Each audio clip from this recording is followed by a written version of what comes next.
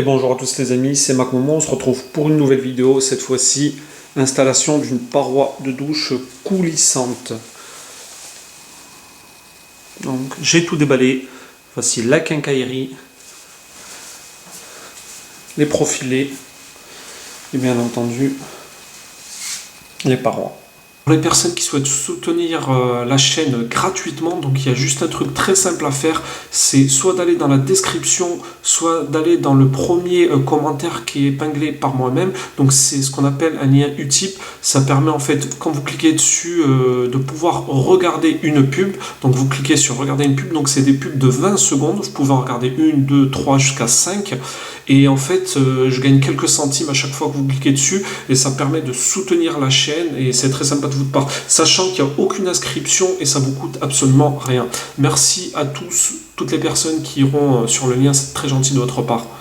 Donc voilà les amis, où va être montée la paroi de douche. Donc là, on a un mur en U, on va dire. Donc on a 3 parois et la paroi va bien entendu venir en façade. Donc il y a quelques éléments à prendre en compte, notamment le type d'ouverture que vous voulez, soit coulissant, soit battant, soit fixe même. Donc là à ce moment-là on n'a pas d'ouverture mais on a une partie fixe.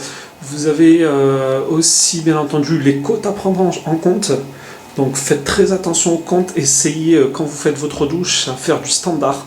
C'est-à-dire des tailles comme 120, 140, des tailles comme ça, histoire que ça ne vous coûte pas trop cher.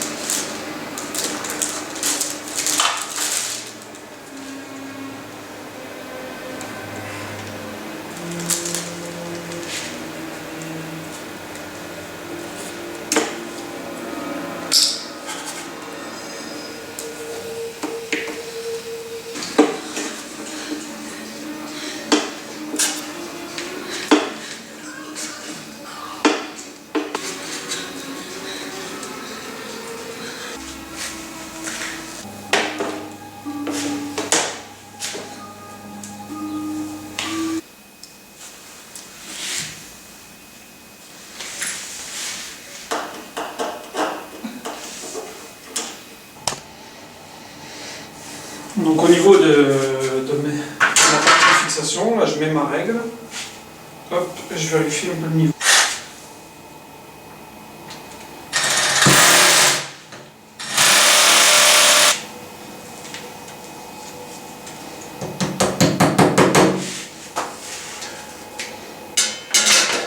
Une fois la première partie fixée, on peut voir que si, ce qui arrive assez souvent, si vous avez un petit peu de jeu, ce qui est bien, c'est que l'aluminium va venir prendre la forme. Donc ça va un petit peu cacher les défauts. Ah ben c'est beaucoup plus pratique.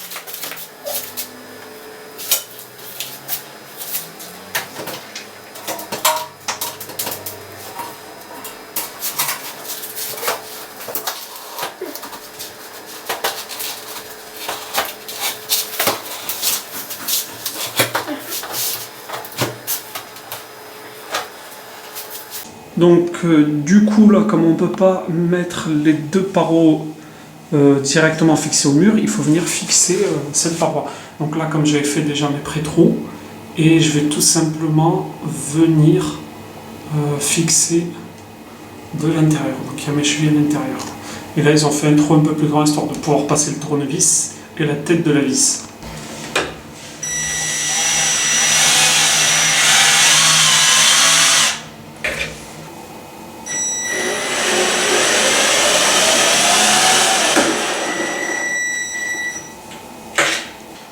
Petit cache de protection.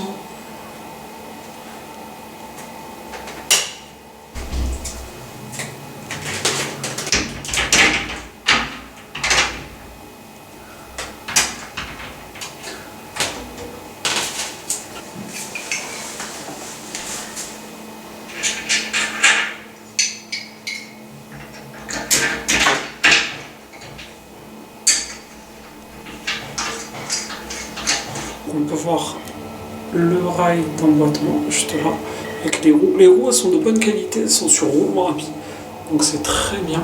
Donc là on a aussi des roulements forcément parce qu'on peut la mettre des deux côtés. Là on a une petite patte à lever, voilà, et à l'intérieur on a une petite visserie. Donc voilà, là comme vous pouvez le voir, j'ai remonté les deux roues, tout simplement grâce à la vis qui était derrière. Hop, et du coup ça cale très bien la vitre. Je suis en haut de la paroi, je vais venir mettre le frein de porte.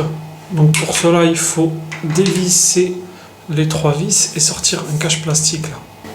Donc voilà, je vais venir enlever le plastique de réservation en fait tout simplement.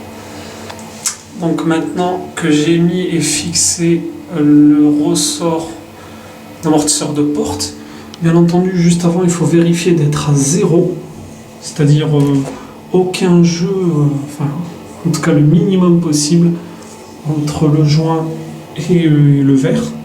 Pour cela c'est simple, il suffit de régler avec ces réglages, donc vous pouvez monter et descendre. Donc voilà le crochet qui est venu fixer et on a l'amortisseur qui est pris dedans. Donc hop, tout simplement on vient tirer. Hop, et là, si on vient fermer, l'amortisseur est pris dedans et hop, il vient bloquer la porte.